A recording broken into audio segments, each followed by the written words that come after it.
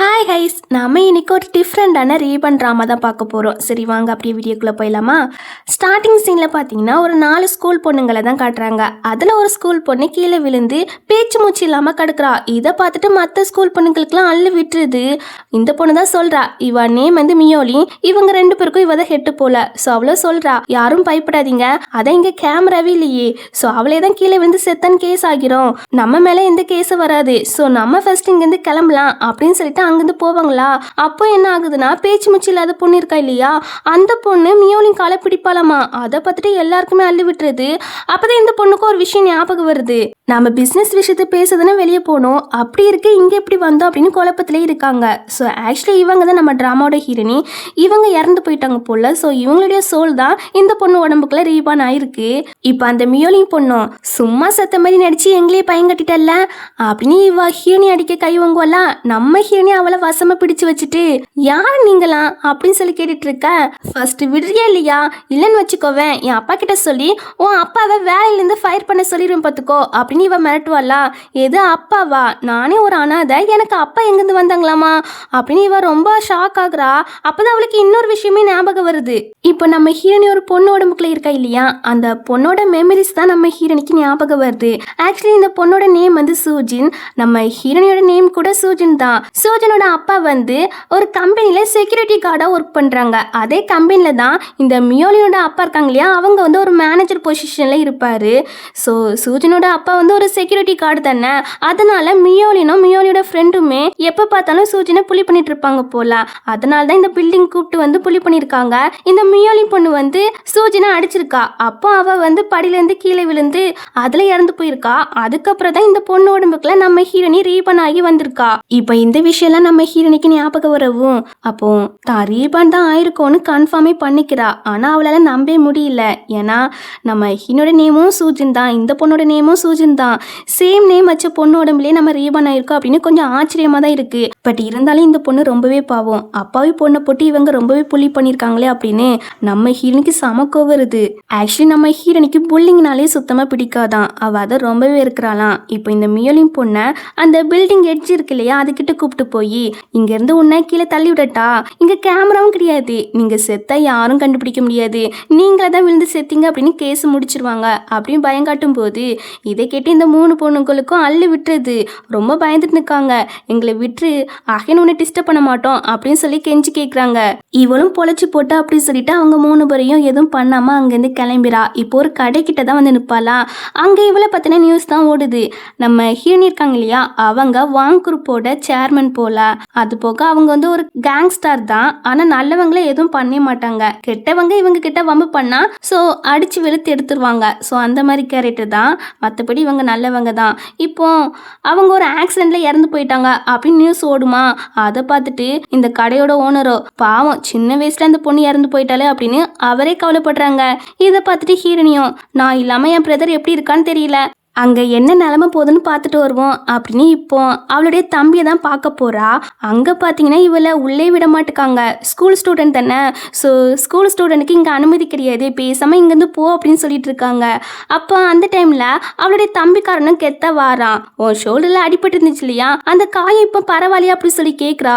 இது எப்படி இந்த பொண்ணுக்கு தெரிஞ்சிச்சு, இது என் அக்காவுக்கு மட்டும் தானே தெரியும் அப்படின்னு இவன் கொஞ்சம் ஷாக் ஆகுறான். அதுக்கப்புறம் அவளை உள்ள வர சொல்கிறான். அவளுமே கெத்தா உள்ள போயிட்டு சாமிலாம் கும்பிட்டு இருப்பாளாம். இதை பார்த்துட்டு இவன் கன்ஃபார்மே பண்ணிட்டான், இது தன்னோட அக்கா தானே. உடனே ரொம்ப எமோஷ்னலாக பேச ஆரம்பிக்கிறான். உங்ககிட்ட மறுபடியும் பேச முடியாதுன்னு நினச்சேன் அப்படின்னு ஃபீல் பண்ணிட்டு ஹக் பண்ணிட்டு ரொம்பவே அழுக ஆரம்பிக்கிறான். ஹீரோனி தான் அழாதன்னு சமாதானப்படுத்திட்டு இருப்பா. ஆக்சுவலி சொல்ல போனால் இவங்க 2 பேருமே கூட பிறந்த அக்கா தம்பிலாம் கிடையாது. பட் இருந்தாலுமே இவனுக்கு நம்ம ஹீரோனி மேலே ரொம்ப பாசம் உண்டு, இவளுக்கும் அப்படிதான். இவனுடைய நேம் வந்து ஆஃபே. இப்போ இந்த பிளேஸுக்கு போலீஸ் வராங்கன்னு சொல்லும்போது சரி நான் பார்த்துக்கிறேன் அப்படின்னு இப்போ போலீஸ் கிட்ட அங்கிள் நான் ஸ்கூல் ஸ்டூடெண்ட் தான் அப்படின்னு க்யூட்டாக சொல்வாலாம். அந்த போலீஸ்க்கு நம்ம ஹீரோனியே தெரியும் போல. சூஜி நீ வீட்டுக்கு போகாமல் இங்கே என்ன பண்ணுறா, உன் அப்பா அம்மா நீ காங்கலன்னு கம்ப்ளைண்ட் பண்ணியிருக்காங்கன்னு சொல்லும்போது ஏதோ அப்பா அம்மாவா அப்படின்னு ஷாக் ஆகுறா. அப்படியே இந்த சைடு சூஜினுடைய அப்பா அம்மாவை தான் காட்டுறாங்க. தான் பொண்ணு இன்னும் வீட்டுக்கு வரலையே அப்படின்னு ரொம்ப கவலையே இருக்காங்க. அப்போ அப்போ கரெக்டாக நம்ம ஹீரோனி வருவாளா, அவளை பார்த்ததும் ரொம்ப சந்தோஷம். எங்கம்மா போனா, இவ்வளோ லேட்டாக எதுக்கு வந்தா, நாங்கள் ரொம்பவே கவலைப்பட்டோம்ல அப்படின்னு ஃபீல் பண்ணி பேச, அப்போ அவள் மண்டியில் உள்ள காயத்தை நோட் பண்ணிடுறாங்க. அதை பார்த்துட்டு பதறாங்க. என்னாச்சு ஏதாச்சுன்னு விசாரிச்சுட்டு மெடிசன்லாம் வச்சுட்டு இருப்பாங்க. நம்ம ஹீரோனியும் இந்த மெடிசன் வச்செல்லாம் வேலைக்காகாது, உப்பு இருக்கா அப்படி சொல்லி கேட்குறா. இருக்குதுன்னா அப்பா எடுத்து கொடுப்பாங்களா, அவள் அதை அடிப்பட்ட காயத்துக்கே போட்டுறா. இப்படிலாம் பண்ணாதம்மா ரொம்ப வலிக்கும் அப்படின்னு அப்பா அம்மா தான் பதறாங்க.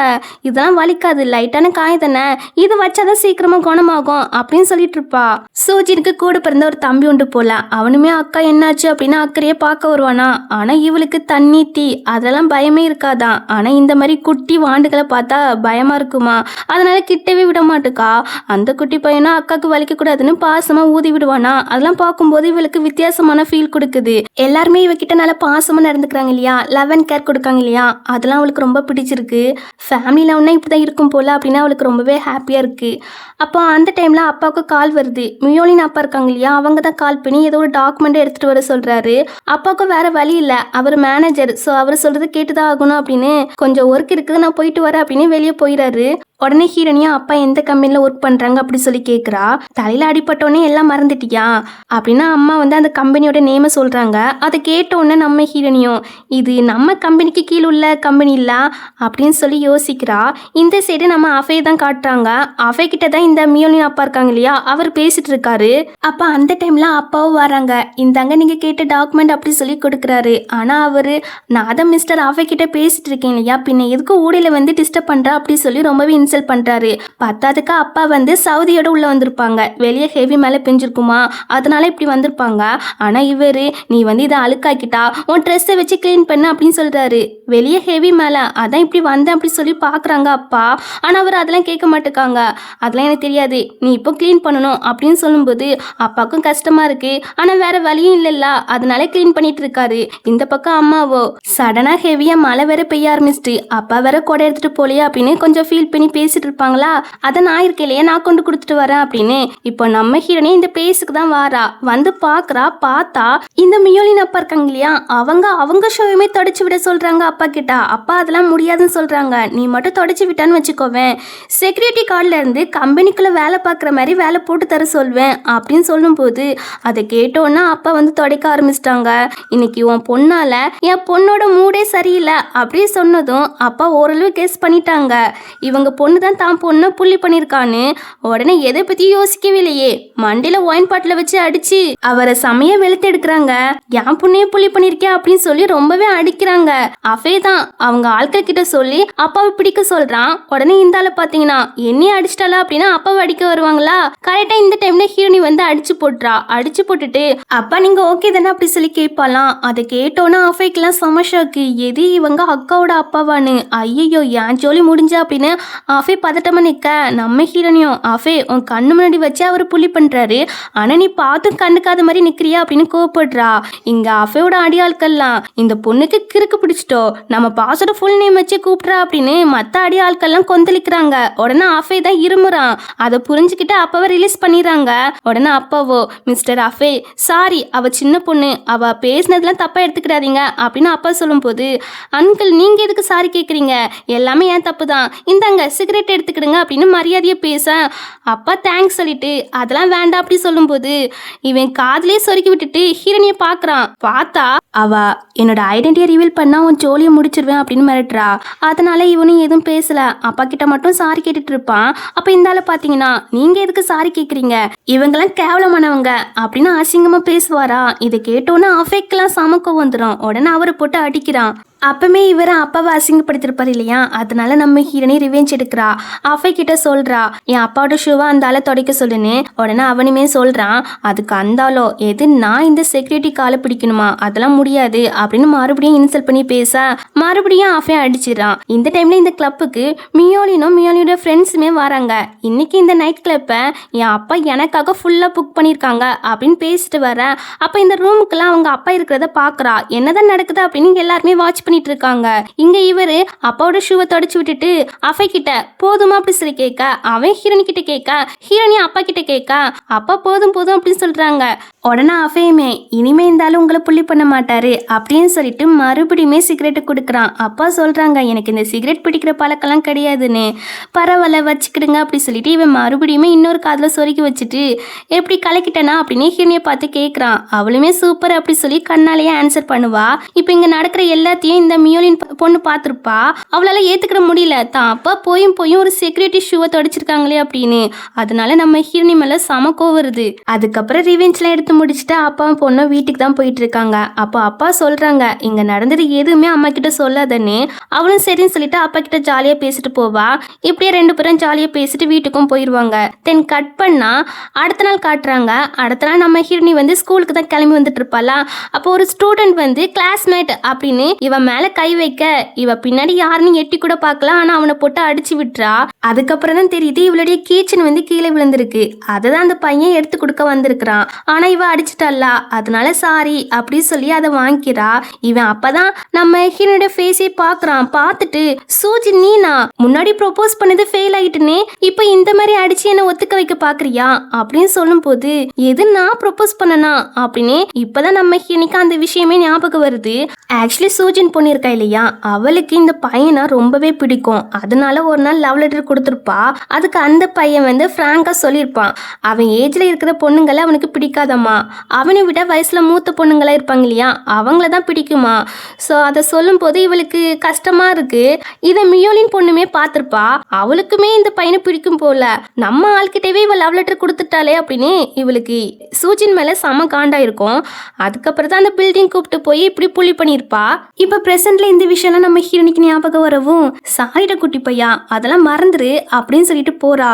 என்ன பார்க்க குட்டி பையன் மாதிரியா இருக்குது அப்படின்னு சொல்லி இவன் டென்ஷன் ஆகுறான். இவனுடைய நேம் வந்து ஈச்சன் கிட்ட நம்ம ஹீரோனி பேசிட்டு இருந்திருப்பா இல்லையா, அதெல்லாம் இந்த மியோலினும் மியோலியோட ஃப்ரெண்ட்ஸுமே பார்த்துட்டாங்க. அதனால நேராக நம்ம ஹீரோனி கிட்ட வந்து கேட்குறாங்க ஈச்சன் கிட்ட என்ன பேசிட்டு இருந்தான்னு. அதெல்லாம் உனக்கு தேவையில்லாத விஷயம் அப்படின்னு நம்ம ஹீரோனி சொல்லும் போது ஓ உனக்கு இவ்வளோ திமிரி இருக்குதா பாருடி, உன் அப்பாவை வேலையை விட்டு ஃபயர் பண்ண சொல்றேன் அப்படின்னு இப்போ அவங்க அப்பாவுக்கு கால் பண்றா. கால் பண்ணிட்டு அப்பா அந்த ஆளை ஃபயர் பண்ணுங்க அப்படின்னு சொல்றா. என்னையே வேலையை விட்டு தூக்கிட்டாங்கம்மா அப்படின்னு அவர் சொல்லும் போது என்ன சொல்றீங்க அப்படின்னு இவ ஷாக் ஆகுறா. அப்போதான் நமக்கு ஒரு ஃப்ளாஷ்பேக்கே காட்டுறாங்க. அஃபேதான் இந்த வேலையை பார்த்து விட்டுருக்கான். அவரை வேலையை விட்டு தூக்கிட்டு அப்பாக்கு மேனேஜர் பொசிஷனை கொடுத்தாச்சு. இதை ஹீரோனி கிட்டயுமே சொல்வானா. ஆனா ஹீரோனி எதுவும் பேசாம கோவத்திலே நிக்கிறா. அக்கா என்ன மன்னிச்சிரு, அவங்க உன் அப்பான்னு தெரியாது, தெரிஞ்சிருந்தா இப்படிலாம் நடந்திருக்காது அப்படின்னு அவன் கெஞ்சி கேட்டுட்டு இருப்பான். நம்ம ஹீரோனியும் வான் குரூப்போட ரூல்ஸ் என்னதுடா, நேர்மையானவங்க, கஷ்டப்பட்டவங்க, நம்பிக்கை உள்ளவங்க, அவங்க யாருக்கும் நம்ம ஒருபோதும் வஞ்சிக்க செய்யக்கூடாது, இதுதான் ரூல்ஸ் அப்படிங்கிற மாதிரி சொல்றான். ஃபர்ஸ்ட் நீ இந்த ரூல்ஸை கடைப்பிடிச்சி அப்படி சொல்லி கேட்பலாம். இல்லைக்கா சாரி, இன்னொரு சான்ஸ் ப்ளீஸ்க்கா, இனிமேல் இப்படிலாம் பண்ண மாட்டேன் அப்படின்னு சொல்லி கெஞ்சி கேட்பானா. அவளும் மன்னிச்சு விட்டுறா போல. அதுக்கப்புறம் அம்மா அப்பா பற்றின டீட்டெயில்ஸ்லாம் கேட்டிருப்பா போல. அதை தான் கொடுக்குறான்.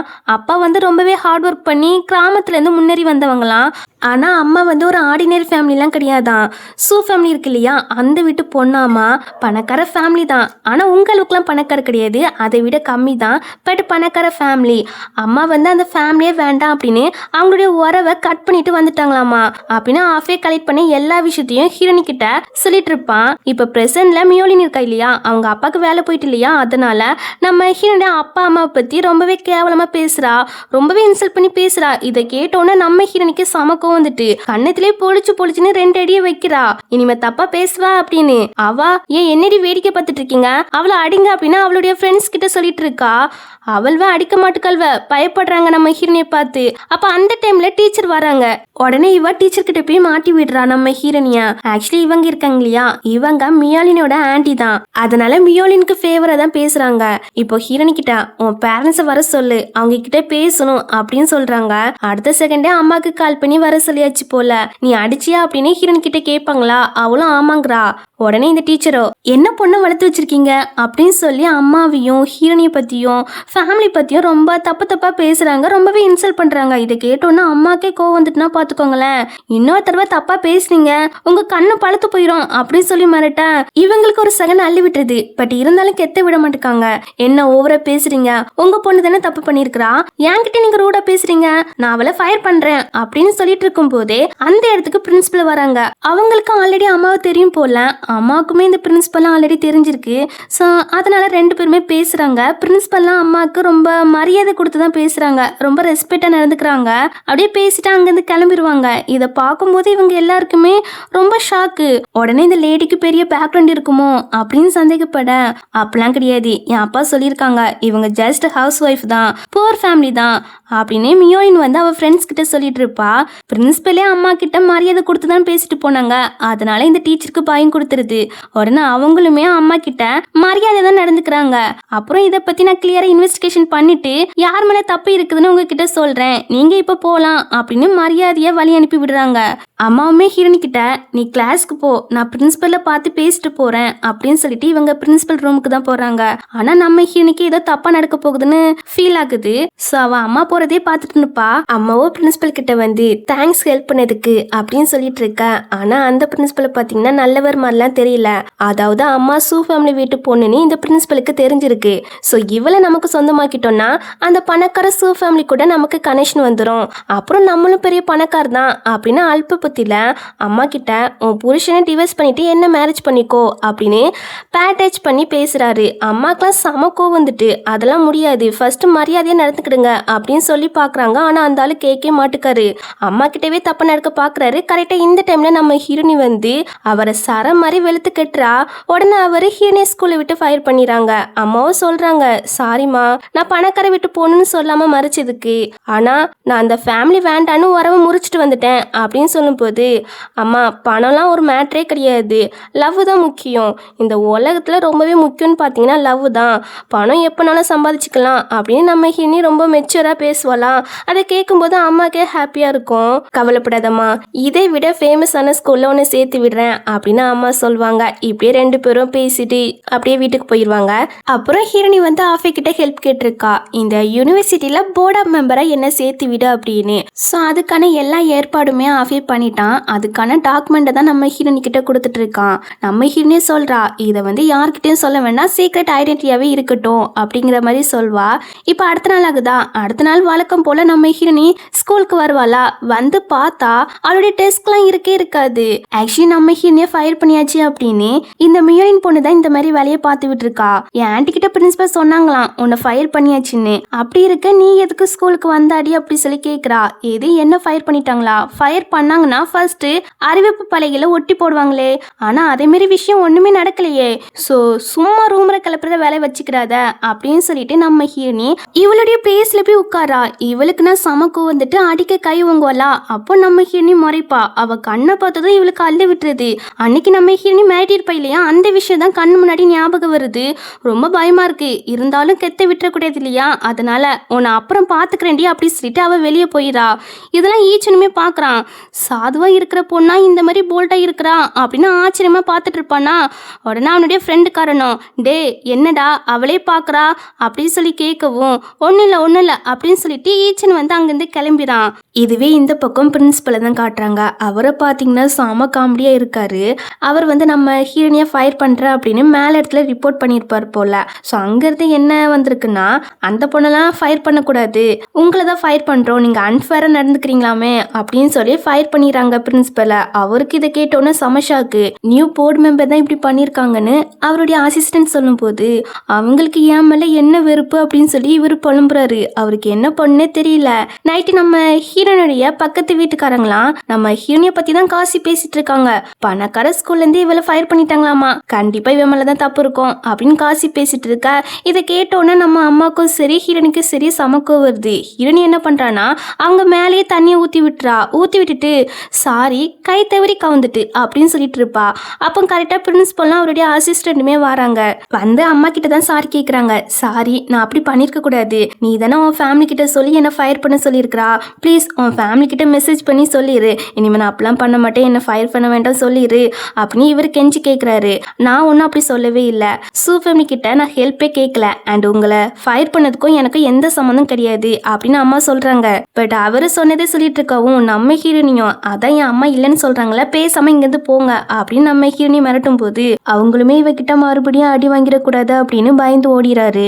சூ ஃபேமிலி கண்டிப்பா ஹெல்ப் பண்ண வாய்ப்பே இல்லை அப்படின்னு அம்மா ஹீரோனி கிட்ட பேசிட்டு வர உடனே ஹீரோனியும் அம்மா கிட்ட கேக்குறா, அம்மா முன்னாடி என்னதான் நடந்துச்சு அப்படின்னு. அது ரொம்பவே கசப்பான சம்பவமா, அந்த மெமரிஸை திரும்ப கேட்காத அப்படி சொல்லிட்டு நேரா ரூமுக்கு ஒரு குட்டி குழந்தை போட்டோ பார்த்து ஃபீல் பண்றாங்க.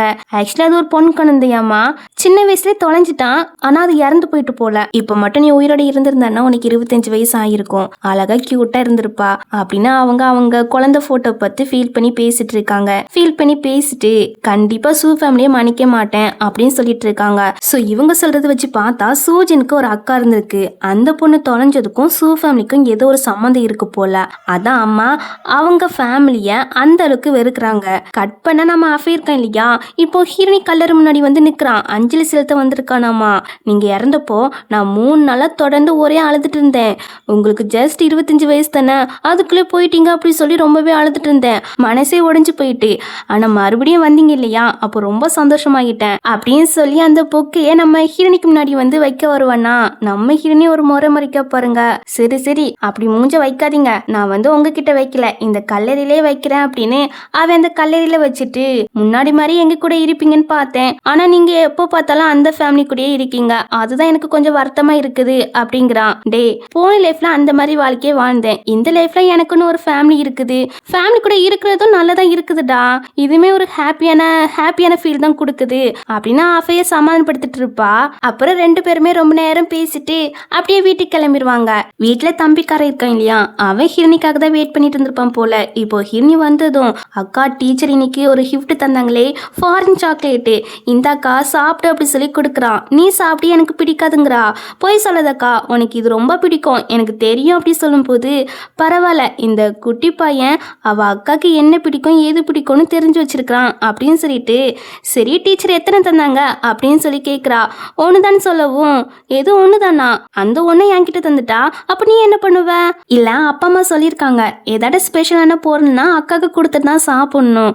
அப்படியா, சரி அப்ப நம்ம 2 பேரும் இதுல பாதி பாதியா எடுத்துக்கலாம் ஓகேவா அப்படின்னு சொல்லி ஒரு பீஸை தம்பி கிட்ட கொடுக்க, அவனும் அப்பா அம்மா அக்கா எனக்கு சாக்லேட் தந்திருக்காங்க அப்படி சொல்லி சந்தோஷத்துல போறான். அவன் ரொம்ப சந்தோஷத்துல போறான் இல்லையா, அதை பார்த்துட்டு இவளுக்குமே ஹாப்பியா இருக்கு. உடனே என்ன பண்றான்னா அஃபைக்கு கால் பண்ணி அப்ராடுக்கு போய் இந்த மாதிரி சாக்லேட்டை வாங்கிட்டு தம்பி படிக்கிற கிண்டர் கார்டன்ல கொடுத்துரு, எதுக்குன்னு கேட்டாங்கன்னா சேரிட்டில இருந்து தந்தோம் அப்படின்னு சொல்லி சமாளி அப்படின்னு பேசிட்டு இருக்கா. அப்படியே கட் பண்ண நம்ம ஹீரோயின் இருக்கா இல்லையா, இன்னைக்கு தம்பி பிக்கப் பண்ண கிண்டர் கார்டனுக்கு வந்திருக்கிறா. அவனுக்குமே அது பார்த்தோன்னா சந்தோஷம், இன்னைக்கு சாக்லேட் கொடுத்தாங்கன்னு கேள்விப்பட்டேன், நீ அதனால ரொம்ப ஹாப்பி தானே அப்படின்னு சொல்லி கேட்பாலாம். அவன் அழ ஆரம்பிச்சிட்டான், அக்கா சாரி என் சாக்லேட்டை ஆட்டி போட்டுட்டான் அப்படின்னு சொல்லும் போது, எவன்டா ஆட்டி போட்டான் சொல்லு அப்படி கேட்கும்போது, அந்த கார்ல போறான் இல்லையா அவன் தான் அப்படி சொல்லவும், நம்ம ஹீரோனியா அங்க போய் பாக்குறான். அந்த கார் போயிட்டு உடனே ஆஃபைக்கு கால் பண்ணி அந்த காரை பிளாக் பண்ணி வைக்க சொல்றா. அதே மாதிரி ஆஃபையோட ஆட்களுமே அங்க காரை பிளாக் பண்ணிட்டாங்க. பிளாக் பண்ணிட்டு ஹீரோனியும் வரல இல்லையா, ஹீரோனி வரக்காக அந்த ஆள்கிட்ட பேச்சு கொடுத்து சமாளிச்சுட்டு இருக்க. கரெக்டா ஹீரோனி வந்துடுறா. உங்க பையன் தம்பி கிட்ட இருந்து சாக்லேட்டா ஆட்டி போட்டிருக்கான், சோ சாரி கேட்க சொல்லுங்க அப்படின்னு சொல்லும்போது, அந்த லேடிய பாத்தீங்கன்னா அவங்க ஹஸ்பண்ட் கிட்ட சொல்லவும், உடனே அந்த ஆளோ சி சாக்லேட்காகவா இவ்வளவு அலப்பறை பண்றீங்க, இந்தாங்க இந்த காசை வச்சுட்டு சாக்லேட் வாங்கி தின்னுங்க அப்படின்னு அவர் கொஞ்சம் ஓவராவே பேசுறாரு. நம்ம ஹீரோனிக்கெல்லாம் சமக்கம் உன் காசு யாருக்கு வேணும், ஃபர்ஸ்ட் என் தம்பி கிட்ட மன்னிப்பு கேட்க சொல்லு அப்படின்னு நம்ம ஹீரோனி அவரை போட்டு நல்லாவே மிரட்டுறா. கையெல்லாம் திருக்கிட்டு இருக்கா, அவருக்கு வலிக்குது போல. அதுல அவங்க பயந்து அந்த சாக்லேட்டும் கொடுத்து மன்னிப்பு கேட்டுறாங்க போல. இந்த விஷயத்த வீட்டுல தம்பிக்காரன் அவங்க அப்பா அம்மா கிட்ட சொல்லி பெருமையா பேசிட்டு இருக்கா நம்ம ஹீரோனியை பத்தி. உடனே அப்பா அம்மாவோ, பாத்தியா அக்கா உனக்காக என்னதெல்லாம் பண்றா, இந்த நல்ல விஷயங்களை நீ எப்போதுமே மறந்துடவே கூடாது, அக்காக்கு எப்போதும் சப்போர்ட்டா தான் இருக்கணும் ஓகேவா புரியுதா அப்படின்னு சொல்லிட்டு இருப்பாங்க. கண்டிப்பா அக்கா தான் பெஸ்ட் அப்படின்னு இதை சாப்பிட்டுக்கா அதை சாப்பிட்டுக்கான்னு பாசத்தெல்லாம் பொழிஞ்சிட்டு இருப்பான். ஹீரோனிக்குமே ரொம்ப ஹாப்பியா இருக்கும். அதுக்கப்புறம் அம்மா இருக்காங்க இல்லையா, அவங்க ஒரு சூப்பர் மார்க்கெட்டை ஓபன் பண்ணலான்னு முடிவு பண்ணியிருக்காங்க. அவங்க வீட்டில் சும்மா தானே இருக்காங்க, ஸோ அதை ஓபன் பண்ணலாம் அப்படின்னு முடிவு பண்ணியிருக்காங்க. இதை பத்தி நீங்க 2 பேரும் என்ன நினைக்கிறீங்க அப்படின்னு பசங்க கிட்ட கேட்கும்போது, தம்பியோ சொல்றான் எனக்கு ஓகேப்பா, நிறைய ஸ்நாக்ஸ்லாம் நான் தின்னுக்கலாம் அப்படின்னு சொல்ல, நம்ம ஹீரோனி தான் சூப்பர் மார்க்கெட்டா, பக்கத்துல நிறைய சூப்பர் மார்க்கெட்லாம் இருக்கு, ஸோ அதை வச்சாலாம் காசு சம்பாதிக்க முடியாது. நெக்ஸ்ட் இயர் இந்த டவுன் இருக்கு இல்லையா, அதை டெவலப் பண்ண போறாங்க. அப்போ நிறைய டூரிஸ்ட்லாம் இந்த பிளேஸை சுற்றி பார்க்க வருவாங்க. அதனால நம்ம ஒரு தங்க விடுதியை ஓப்பன் பண்ணுவோம், அதாவது லார்ஜ் மாதிரின்னு சொல்கிறா. ஸோ அதேமாரி நம்ம ஓப்பன் பண்ணுவோம் அப்படின்னு ஒரு ஐடியா கொடுக்க இந்த ஐடியா அப்பாவுக்கும் அம்மாவுக்கும் பிடிச்சு போயிட்டு ஃபைனலி தங்க விடுதியை ஓப்பன் பண்ணலான்னு எல்லாரும் முடிவு பண்ணிட்டாங்க. அதனால ரெண்டுக்கு ரூம் எடுத்து அதுக்கான வேலை தான் போயிட்டுருக்கு. டெக்கரேஷன்லாம் பண்ணிட்டு இருப்பாங்களா, அப்போ அந்த இடத்துக்கு கொஞ்சம் ரவுடி பசங்களாம் வராங்க. தம்பியோட சாக்லேட்டை ஒரு பையன் ஆட்டை போட்டு போயிருப்பான். நம்ம ஹீரோனையும் விரட்டி போய் மன்னிப்புலாம் கேட்க வச்சிருப்போம் இல்லையா, அந்த ஆளு தான் நம்ம ஹீரோனி அடிக்கிறதுக்காக ரவுடி பசங்களாம் கூப்பிட்டு வந்திருக்கிறாரு. ஆனால் அப்போ நம்ம ஹீரோனி வந்து வீட்டில் இல்லையாமா, அப்பாவும் அம்மாவும் மட்டும் தான் வீட்டில் இருக்காங்க. இவர் அம்மாவோட ஃபேஸை அப்போ தான் பார்க்குறாங்களா, பார்த்துட்டு நீனா அப்படி சொல்லி கேட்குறாரு. ஆக்சுவலி இவர் யாருன்னு பார்த்தீங்கன்னா அம்மாவுடைய பிரதர். அம்மா, ஓ உன் பொண்ணு தான் என்கிட்ட பிரச்சனை பண்ணலாம், கடைசி வரைக்கும் நீங்கள் லோ கிளாஸ் குப்பை தான் அப்படின்னு இவர் ரொம்ப கேவலமா பேச அப்பாக்கெல்லாம் கோவம் வந்து அடிச்சிடாரு. உடனே அவருக்கு கோவம் வந்துட்டு போல கடையை உடைச்சு போட சொல்ல ரவுடி பசங்களும் எல்லாத்தையும் அடிச்சு நொறுக்கிட்டு இருக்கானுவன். கடைசி வரைக்கும் உங்களால முன்னேறவே முடியாது, இதுதான் உங்களுடைய நிலைமை அப்படின்னு இவர் மட்டமா பேச பேச அம்மாக்கெல்லாம் ரொம்பவே கஷ்டமா இருக்கு, அழவே ஆரம்பிச்சிட்டாங்க.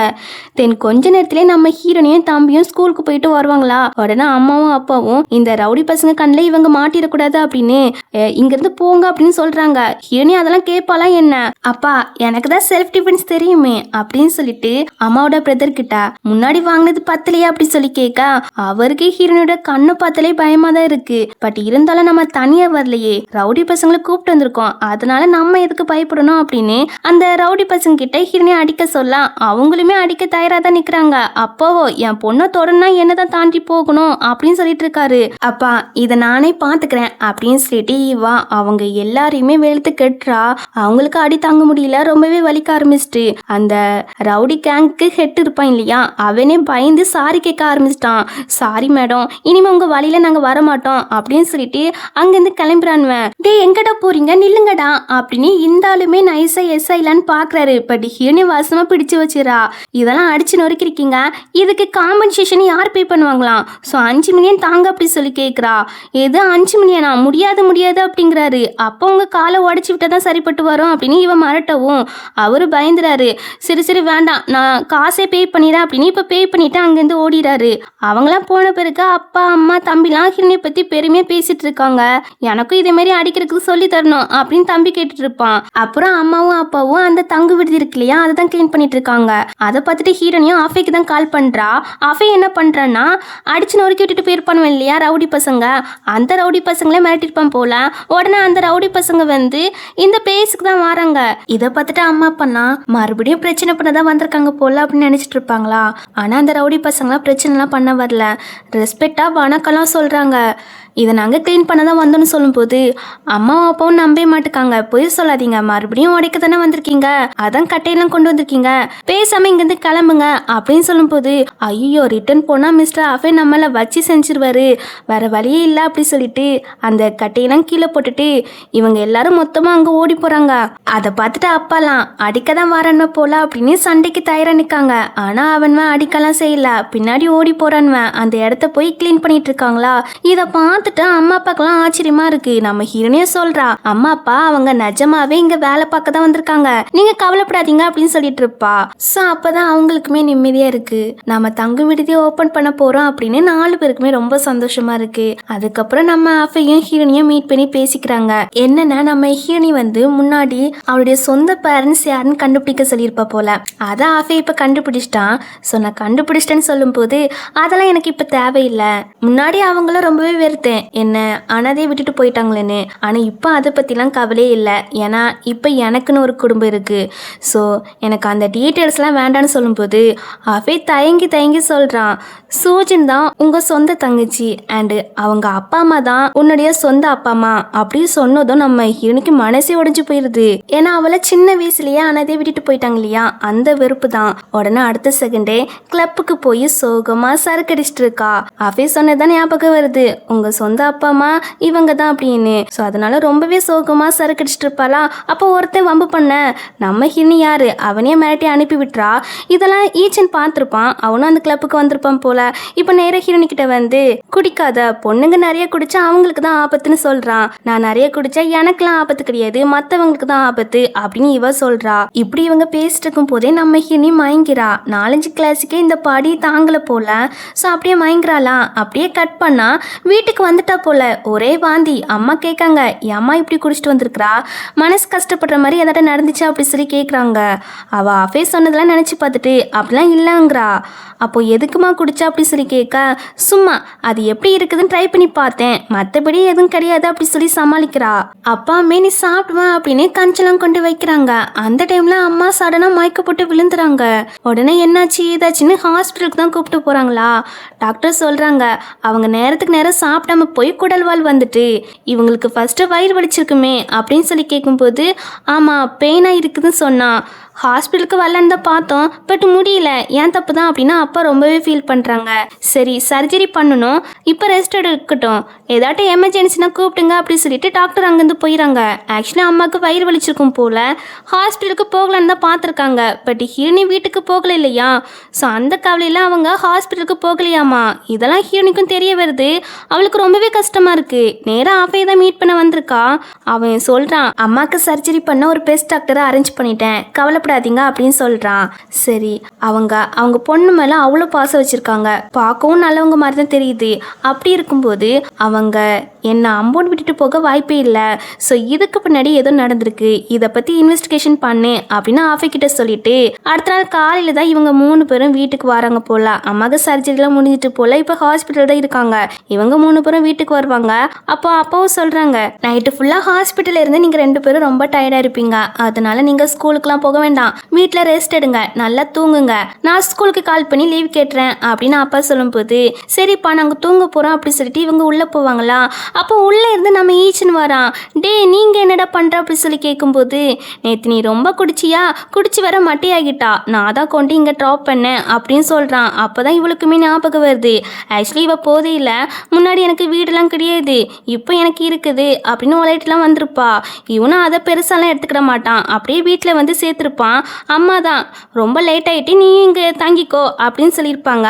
அதான் அவனும் இங்கே தங்கியிருப்பான். இப்போ ப்ரெசன்ட்ல ஈச்சனும் கேட்குறான் ஆண்டி எப்படி இருக்காங்கன்னு. சர்ஜரி பண்ணியிருக்காங்க, நல்லதான் இருக்காங்க அப்படின்னு சொல்கிறா. சரி நீ ஸ்கூலுக்கு போகலையா அப்படின்னு அப்பா கேட்கும்போது இல்லை அங்கிள் நான் இப்போ போகணும், நீனும் வாரியா அப்படின்னு நம்ம ஹீரோனி கிட்ட கேட்பானா. இல்லை அவெல்லாம் வரமாட்டா, அவள் ரெஸ்ட் எடுக்கணும் அப்படின்னு அப்பா சொல்லும்போது சரி நான் போகிறேன் அப்படின்னு ஈச்சன் அங்கேருந்து கிளம்பிடான். இதுவே இன்னொரு பக்கம் சூ ஃபேமிலி தான் காட்டுறாங்க. இவங்க தான் அம்மாவோட அப்பா, இவங்க அம்மாவோட பிரதர் ஆல்ரெடி தெரியும். அண்ட் அம்மாவுக்கு இன்னொரு சிஸ்டர் இருக்காங்க. ஸோ இவங்க தான், இவங்க நேம் வந்து ருவானு. இப்போ அப்பா வந்து அந்த 5 மில்லியன் பணத்தை பற்றி தான் கேட்குறாங்க. அதை நீ என்னடா பண்ண அப்படி சொல்லி கேட்கும்போது சூவோட பொண்ணு மிரட்டி வாங்கிட்டான்னு சொல்லும்போது அப்படியா சரி அவள் எப்படி இருக்கான்னு சொல்லி கேட்க இப்போ அவளுக்கு 2 குழந்தை இருக்குது, புதுசாக தங்கு விடுதியெல்லாம் ஓப்பன் பண்ணியிருக்கா அப்படின்னு அவங்க அங்கே பார்த்து எல்லா விஷயத்தையும் சொல்கிறாங்க. அப்போ இந்த ருவான் இருக்காங்க இல்லையா, அவங்களும் சொல்கிறாங்க அப்பா கிட்ட அப்பா பாஸ்டில் உள்ளதெல்லாம் மறந்து சிஸ்டரை ஏற்றுக்கிடுங்க அப்படி சொல்லும்போது அவள் தான் நம்ம வேண்டான்னு சொல்லிட்டு போனா, நான் இல்லை, ஸோ இனிமே ஏன் முன்னாடி வச்சு அவளை பற்றிலாம் பேசாத அப்படின்னு இவர் நல்லா திட்டிட்டு போகிறாரு. அண்ணி எதுக்கு இதெல்லாம் பேசுகிறீங்க அப்படின்னு பிரதரோட ஒய்ஃப் கேட்கும்போது எப்படினாலும் அந்த குழந்தை தொலைஞ்சு போனதுக்கு நம்ம தான் காரணம் அப்படின்னு சொல்லவும் கம்முன்னு இருடி, அப்பா முன்னாடி வச்சு இதை சொன்னா அவ்வளோதான் அப்படின்னு இவர் மிரட்டுறாரு. ஸோ குழந்தை தொலைஞ்சு போனதுக்கு இவர் தான் காரணமாக இருப்பார் போல. அப்புறம் நைட்டு நம்ம ஹீரோனியும் ஆஃபையும் வழக்கம் போல் மீட் பண்ணி பேசிக்கிறாங்க. ஆஃபை வந்து கொஞ்சம் விஷயத்த கலெக்ட் பண்ணிட்டு வந்திருப்பான் போல, அதை பற்றி தான் சொல்கிறான். நீங்கள் எப்போ தொலைஞ்சு போனீங்களோ அப்போ தான் உங்கள் அம்மா சூ ஃபேமிலியோடைய உறவே வேண்டான்னு முறிச்சுக்கிட்டு வந்தாங்க அப்படின்னு இவன் கலெக்ட் பண்ண எல்லா டீட்டெயில்ஸும் கொடுக்குறான். பட் எதுக்காக என்னதான் அப்படி நடந்துச்சு அப்படின்னு ஒன்றுமே தெரியல அப்படின்னு சொல்வான். அவளும் அந்த டீட்டெயில்ஸ்லாம் பார்த்துட்டு வீட்டுக்கு தான் வருவா. அம்மா சர்ஜரிலாம் பண்ணிட்டு வீட்டுக்கு வந்தாச்சு போல, இப்போ தானே சர்ஜரி பண்ணியிருக்கீங்க, அதுக்குள்ளே எதுக்கு வேலை பண்ணுறீங்க, ரெஸ்ட் எடுங்க அப்படின்னு சொல்லிட்டு இருப்பா.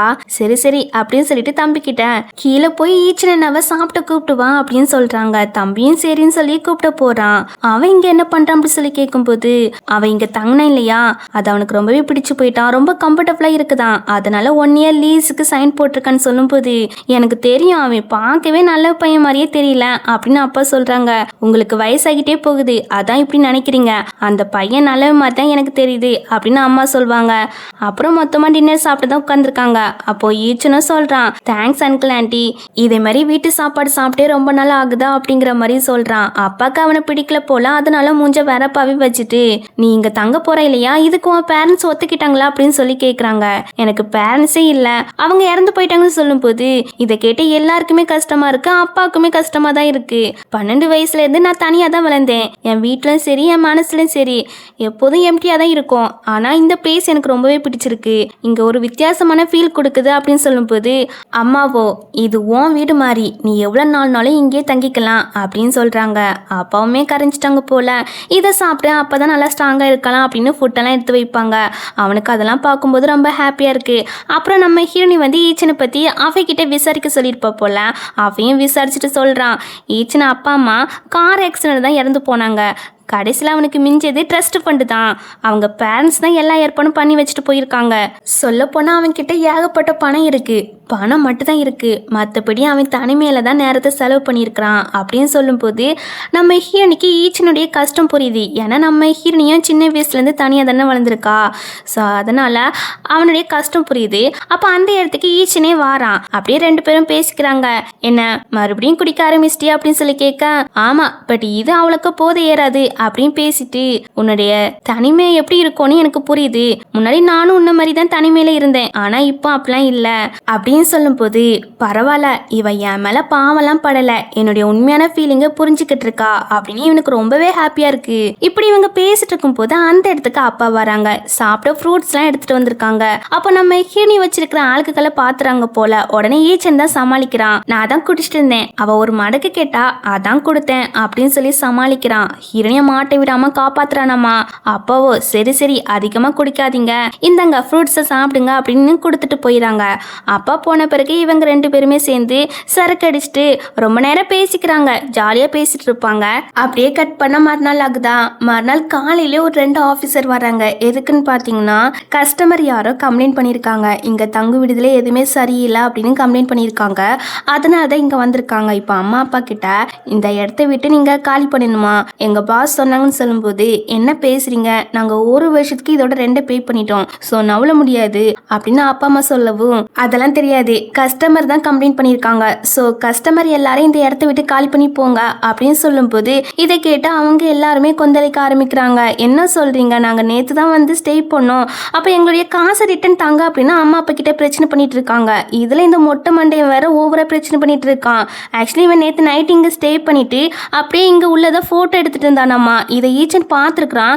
இப்போ இது எல்லாத்தையும் நம்ம ஹீரோனி கிட்ட சொல்லிட்டு இந்த மொட்டையனை பிடிச்சா யார் இந்த மாதிரி பண்ண சொன்னாங்கன்னு தெரிஞ்சிடும் அப்படின்னு இப்போ இவன் உள்ள வரும்போது நம்ம ஈச்சனும் ஹீரோனியும் கையில செங்கலையும் உருட்டுக்கட்டையும் காமிச்சு மிரட்டுறாங்க. ஆனா அவன் அதுக்கெல்லாம் பயப்பட மாட்டுக்கான். உடனே ஈச்சன் நிறைய பணத்தை காட்டவும் அவன் அதில் மயங்கிறான். இப்போ சொல்ல ஆரம்பிக்கிறான், ஒரு லேடி வந்து இந்த மாதிரி கம்ப்ளைண்ட் பண்ண சொன்னாங்க, அதான் பண்ணேன், அவங்க கூலிங் கிளாஸ் போட்டிருந்ததால எனக்கு அவங்க ஃபேஸ் சரியா தெரியல, இந்த பணத்தை மட்டும் தா அப்படின்னு சொல்லி கேட்க, டே ஃபர்ஸ்ட் இங்கேருந்து கிளம்பு, அகைன் இப்படி பண்ணா அவ்வளோதான் அப்படின்னு சொல்லி நம்ம ஹீரோனி நல்லா மிரட்டுறா. அவரும் பயந்து ஓடிறாரு. டே தம்பி, பணத்தை இப்படிப்பட்ட விஷயத்துக்குலாம் யூஸ் பண்ணக்கூடாது அப்படின்னு சொல்லிட்டு நம்ம அவையை தான் பார்க்க போயிருக்கா. அவங்கிட்ட சொல்லியிருக்கிறா, இந்த மாதிரி சதிவிலைக்கு பின்னாடி யார் இருக்கான்னு கண்டுபிடிக்க சொல்லியிருக்கிறா. அவனு கண்டுபிடிச்சிட்டான் போல. அம்மாவோட சிஸ்டர் ருவான் தான் இந்த சொட்ட மண்டியனுக்கு காசுலாம் டிரான்ஸ்ஃபர் பண்ணியிருக்காங்க.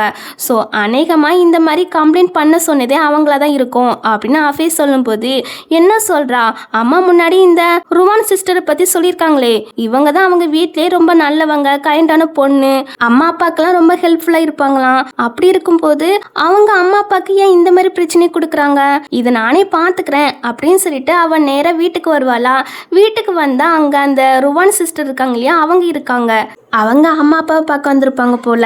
இப்போ ஹீரோனி கிட்ட நான் சொல்லியிருக்கேன்மா ருவான் சிஸ்டர் அவங்க இவங்க தான் அப்படின்னு அம்மா சொல்லிட்டு இருக்கும்போது கீழே கஸ்டமர் பிரச்சனை பண்ண ஆரம்பிச்சிட்டாங்க. உடனே அம்மாவும் அப்பாவும் என்ன விஷயம் அப்படின்னு பார்க்க போயிடறாங்க. இங்கே ஹீரோனியை பார்த்தீங்கன்னா அவங்களே தான் ஒருபடியாக பார்த்துட்டு இருக்கா. அவங்களுக்கு ரெஸ்பெக்ட்லாம் கொடுக்கவே இல்லை, கண்ணாலே எரிக்கிறா. அவங்களும் பார்க்குறாங்க இவ கண்ணி என்ன பயமுறுத்துற மாதிரி இருக்குது அப்படின்னு. உடனே என்ன பண்ணுறாங்கன்னா ஒரு பிராண்டடான ஹேண்ட்பேக் வாங்கிட்டு வந்திருப்பாங்க போல, அதை கொடுத்து ஹீரோனியை மயக்கலான்னு பார்க்குறாங்க. பட் ஹீரோனி யாரு, மாஃபியா பாஸ் அண்ட் பணக்காரி, அவகிட்ட இவங்க பருப்புலாம் வேகாது இல்லையா, அதனால ஹீரோனியை வேண்டாங்கிறா. ஏமா இப்படி சொல்றா, இந்த பேக்கை வச்சுக்கோ, அப்பதான் அந்த பணக்கார ஸ்கூல்ல ஒன்று புள்ளி பண்ண மாட்டாங்க, நானும் அந்த ஸ்கூல்ல தானே படித்தேன், அதனால தான் எனக்கு இந்த விஷயம்லாம் தெரியும் அப்படின்னு சொல்லும்போது யார் என்ன புள்ளி பண்ணுவா, அந்த அளவுக்கு யாருக்கும் அங்கே தைரியம் கிடையாது. என்னையும் என் ஃபேமிலியும் யார்கிட்ட புள்ளி பண்ணணும்னு நினைச்சா அவங்கள சும்மாவே விட மாட்டேன் அப்படின்னு ஹீரோனி இன்டைரக்டாவே மிரட்டுறா. அவங்களுக்கு கொஞ்சம் அள்ளி விட்டுருது. அதுக்கப்புறம் அம்மா வராங்க அவங்க கிட்ட, இப்போ தங்கு விடுதியில பிரச்சனை போயிட்டு இருக்கு இல்லையா, அதை சால்வ் பண்ண நான் ஹெல்ப் பண்றேன் அப்படின்னு நல்ல விதமா அம்மா கிட்ட சொல்லிக்கிறாங்க. ஆனா அவங்க ஹெல்ப்லாம் பண்ண மாட்டாங்கன்னு நம்ம ஆஃபைக்கும் ஹீரோனிக்கும் நல்லாவே தெரியும். ஏன்னா அவங்க தானே இந்த மாதிரி பிரச்சனையை கிளப்பி விட சொல்லியிருப்பாங்க. ஸோ அதனால அவங்களாம் ஹெல்ப் பண்ண மாட்டாங்க, நாம தான் ஏதாட்டும் பண்ணணும் அப்படின்னு ஆஃபையும் ஹீரோனியும் பேசிட்டு இருப்பாங்க. அப்புறம் அந்த ஆஃபீஸை தான் செக் பண்ண வந்திருக்காங்க. தங்கும் விடுதி பெர்ஃபெக்டா இருக்கா, எந்த சேதமும் இல்லாம இருக்கா அப்படின்னு செக் பண்றாங்க. ருவான்னு சொல்றா கவலைப்படாதீங்க, நான் ஆல்ரெடி சொல்லிட்டேன், அவங்க செக் பண்ணிட்டு ஓகே சொல்லிடுவாங்க அப்படின்னு வெளியே நல்ல பண்ணட்டமா சொல்லிக்கிறா. ஆனா மனசுக்குள்ள கண்டிப்பா ஓகே சொல்ல மாட்டாங்க, ஏன்னா நான் தான் ஆல்ரெடி ஓகே சொல்லக்கூடாது சொல்லி வச்சுட்டேனே அப்படின்னு மனசுக்குள்ள ஹாப்பியா இருக்கா. அப்போ ஆஃபீஸர்லாம் செக் பண்ணிட்டு வந்து சொல்றாங்க தாராளமா நீங்க இந்த தங்கு விடுதி பிசினஸை தொடங்கலாம் அப்படின்னு சொல்றாங்க. இதை கேட்டு இவளுக்கு சமஷாக்கு. ஆனா அப்பா அம்மாக்கு ரொம்ப ஹாப்பியா இருக்கு, நீ சொன்னதால தான் ஓகே சொல்லியிருக்காங்க, தேங்க்ஸ் தேங்க்ஸ் சொல்லிட்டு இருக்கா. அவ ஒண்ணுமே புரியாம நிக்கிறா. அப்புறம் வழக்கம் போல ஆஃபையும் ஹீரோனையும் மீட் பண்ணி பேசிக்கிறாங்க. அஃபே சொல்றான் அந்த ருவான் கம்பெனியை பேங்க்ரேட் பண்ணிட்டேன்னு, சூப்பர்டா கலக்கிட்டா அப்படின்னு சொல்வா. அப்படியே ரெண்டு பேரும் அந்த ருவான் பத்தி தான் கொஞ்ச நேரம் பேசிட்டு இருப்பாங்க. இந்த சைடு அந்த ருவானை தான் காட்டுறாங்க. அவளுக்கு ஒரு ஃபோன் கால் வருது. அதுல உங்க கம்பெனி பேங்க்ரேட் ஆயிட்டு அப்படின்னு சொல்றாங்க. இதை கேட்டு அவளுக்கு நம்பவே முடியல. அப்போ நீ ஒரு காசிக்கும் ஆக மாட்டா அப்படின்னு வாய்க்கு வந்த மாதிரி திட்டுறாங்க. சூப்பர், அவளுக்கு நல்ல நாலேஜ் இருந்துச்சு, ஆனா என்ன அவ அந்த புவர் பையன் கூட ஓடி போயிட்டா, உனக்கும் சுத்தம் அப்படின்னு நல்லா திட்டிட்டு போறாங்க. இவங்களுக்கு அம்மா மேலதான் வெறுப்பாகுது. அதுக்கப்புறம் நம்ம ஈச்சன் இருக்கான் இல்லையா, அவன் ஒரு பெயிண்டிங்கை வாங்கிட்டு வந்து வீட்டுல தொங்க விடுறான். இதை பார்த்தா அம்மாவோ நான் இதே மாதிரி தான் வாங்கணும்னு நினைச்சேன், நீனே வாங்கிட்டு வந்துட்ட, எவ்வளவு பணம் அப்படி சொல்லி கேட்க, அதெல்லாம் வேண்டாண்டி, நீங்க எத்தனை நாள் எனக்கு சாப்பாடு போட்டிருக்கீங்க அப்படின்னு சொல்லிட்டு இருக்கும் போதே நம்ம ஹீரோனி அந்த பெயிண்டிங்கை போட்டோ எடுத்து அஃபைக்கு தான் அனுப்புறா. அதை பார்த்துட்டு அஃபை சொல்றான் இது ரொம்ப ஃபேமஸான லீ இருக்காங்க இல்லையா, அவங்க வரைஞ்சது கிட்டத்தட்ட 7 மில்லியன் அப்படின்னு சொல்லும்போது இதை பார்த்த ஹீரோனியும் ஈச்சனை தனியா கூப்பிட்டு வந்து அது எவ்வளவு காஸ்டா அப்படி சொல்லி கேட்கவும் கம்மி தான் அப்படிங்கிறான். கம்மினா 7 மில்லியனா அப்படின்னு சொல்லி கேட்கவும் இவனுக்கு என்ன சொல்லனே தெரியல, திருன்னு முழிச்சிட்டு இருக்கான். அந்த டைம்ல அம்மாவோ டே ஈச்சன் அந்த பெயிண்டிங் எனக்கு ரொம்பவே பிடிச்சிருக்கு, அது கூட சேர்ந்து என்ன ஒரு ஃபோட்டோ எடுத்து தாடா, நான் வெப்சைட்ல அப்லோட் பண்ணணும் அப்படின்னு சொல்ல, பாரு ஆன்ட்டியை பாரு அந்த பெயிண்டிங்கால எவ்வளோ சந்தோஷமா இருக்காங்க, இதுவே எனக்கு போதும், நான் இப்போ போகிறேன் அப்படின்னு சொல்லிட்டு ஈச்சன் அங்கேருந்து கிளம்பிடான். நம்ம ஹீரோனி என்ன பண்ணுறான்னா அஃபைக்கு கால் பண்ணி ஈச்சன் பேரண்ட்ஸ் ஈச்சனுக்காக ட்ரஸ்ட் ஃபண்ட் வச்சுருந்தாங்க இல்லையா, அதுக்கு 7 மில்லியன் பணத்தை அனுப்பிடு அப்படின்னு சொல்கிறா. அவனுக்கு நம்ம தான் அனுப்பணும்னு தெரியக்கூடாது அப்படின்னு சொல்லும்போது அவனும் சரி அப்படிங்கிறான். அடுத்து நம்ம ஹீரோனி இல்லையா ஸ்கூலுக்கு போறதுக்காக பஸ்ஸுக்கு வெயிட் பண்ணிட்டு இருக்கா. நானும் இன்னைக்கு பஸ்லயே வரேன், நான் பஸ்ல போனதே கிடையாது அப்படின்னு சொல்லிட்டு இப்ப ரெண்டு பேருமே பஸ்ல தான் ஸ்கூலுக்கு போறாங்க. தென் அப்படியே ரெண்டு பேரும் ஸ்கூலுக்கும் வந்தாச்சு. இவங்க ரெண்டு பேரும் ஒன்னா பஸ்ல வந்தாங்க இல்லையா, இதை இந்த மியோலின் பொண்ணும் பாத்துறா. அவளுக்கு சம கோவம் வருது. அவளுடைய ஃப்ரெண்டோ வா அவளை ஏதாட்டு பண்ணுவோம் அப்படி சொல்லி கூப்பிட்டா இவளுக்கு ஹீரோனி மிரட்டினது அடிச்சது அந்த விஷயங்க தான் ஞாபகம் வருது. உடனே பயப்பட ஆரம்பிக்கிறா. பயப்படவா செய்யறா அப்படி சொல்லி கேட்டா இல்லையா அப்பெல்லாம் கிடையாது, அவளை வேற மாதிரி தான் பழி வாங்கணும், அதான் திங்க் பண்ணிட்டு இருக்கேன் அப்படின்னு போய் சொல்லி சமாளிச்சிரா. அதுக்கப்புறம் லஞ்ச் பிரேக்கா மதியம் எல்லாருமே கேஃபேட்டேரியால சாப்பிட்டுட்டு இருப்பாங்க. அப்போ மியோலின் ஃப்ரெண்ட்ஸ் எல்லாம் ஹீரோனியை பத்தி கேவலமா பேச ஆரம்பிக்கிறாங்க. என்ன ட்ரிக்கை தான் யூஸ் பண்ணாலும் தெரியல, புவரா இருந்துட்டு ஈச்சனை சீரீஸ் பண்றா அப்படின்னு தப்பா பேச இதக்கிட்ட ஈச்சனுக்குலாம் சமக்கம் வந்துட்டு நான் பாருங்க சும்மா கண்டபடியா பேசிட்டு இருக்காதுங்க, சூஜன் கிட்ட நட்பா இருக்க விரும்பியது நான் தான், அவளை புரிஞ்சிக்க முயற்சி எடுத்தது நான் தான், சும்மா அவளை பத்தி கண்டபடியா பேசாதீங்க, நானும் அவளும் ஃப்ரெண்ட்ஸ் தான் அப்படின்னு சொல்லிட்டு போறான். பரவாயில்ல பையன் நமக்காக சப்போர்ட் பண்றானே அப்படின்னு இவளுக்கு ஹாப்பியா இருக்கு. இந்த டைம்ல மியோலின் வருவாளா, அதை பார்த்துட்டு ஹீரோனியும் இவளை வெறுப்பேத்துவோம் அப்படின்னு ஈச்சனுக்கு ஃபுட்டை ஊட்டி விட இவ சம கடுப்பாயிட்டா. அப்புறம் ஸ்கூல் முடிஞ்சு வீட்டுக்கு போவாங்களா, அப்போ ஈச்சனுடைய ஃப்ரெண்டோ டே என்னடா நடக்குது, இப்பெல்லாம் ஒரே சூஜனையை தான் பார்த்துட்டு இருக்கா, உனக்கு தான் உன்னை விட வயசுல மூத்த பொண்ணுங்க இவங்களை தானே பிடிக்கும். ஆமாடா, பட் இவ கிட்ட வித்தியாசமான ஃபீல் கொடுக்குது. அதாவது அவளுக்கும் நமக்கும் சேம் ஏஜ் தான், பட் என்னன்னு தெரியல, அவ நடந்துக்கிற விதத்தை பார்க்கும்போது வயசுல மூத்த பொண்ணு மாதிரி தான் தெரியுது, அப்படிதான் ஃபீல் கொடுக்குது அப்படின்னு சொல்லிட்டு இருக்கா. அந்த டைம்ல நம்ம ஹீரோனியும் வா பஸ்ல போலாம் அப்படின்னு சொல்லி கூப்பிடுவாளா. இவனும் ஃப்ரெண்டை கண்டுக்காம ஓடிறான். பியூட்டியை பார்த்ததும் ஃப்ரெண்டை மறந்துட்டல அப்படின்னு ஃப்ரெண்டுக்காரன் புலம்பிட்டு இருப்பான். இங்க ஈச்சனும் நம்ம ஹீரோனியும் ஒன்னா வீட்டுக்கு போவாங்க. ஒன்னா வீட்டுக்கு போறத மியோலினும் மியோலியோட ஃப்ரெண்டுமே ஃபாலோ பண்ணிட்டு வந்திருப்பாங்களா. அவங்க பாத்துறாங்க, என்ன இவங்க 2 பேரும் ஒன்னா போறாங்க, என்ன நடக்குது, இதை நம்ம பேசாம கம்ப்ளைண்ட் பண்ணிடுமா அப்படின்னு ஃப்ரெண்டு கேட்கும்போது இல்ல கம்ப்ளைண்ட் பண்ணாலும் வேலைக்காகுது, ஏன்னா இவங்க தங்கு விடுதியை தான் ஓப்பன் பண்ணியிருக்காங்க. ஸோ இங்க யாருனாலும் வந்து தங்கிக்கலாம், நம்ம வேற ஒரு பிளானை தான் போடணும் அப்படின்னு இவங்க 2 பேரும் பயங்கரமா ஒரு பிளானை போடுறாங்க. இதோட இந்த எபிசோட் முடியுது. இந்த எபிசோட் பிடிச்சிருந்தா கீழே லைக் அண்ட் கமெண்ட் பண்ணிருங்க. அடுத்த எபிசோட்ல பார்ப்போம். Bye by.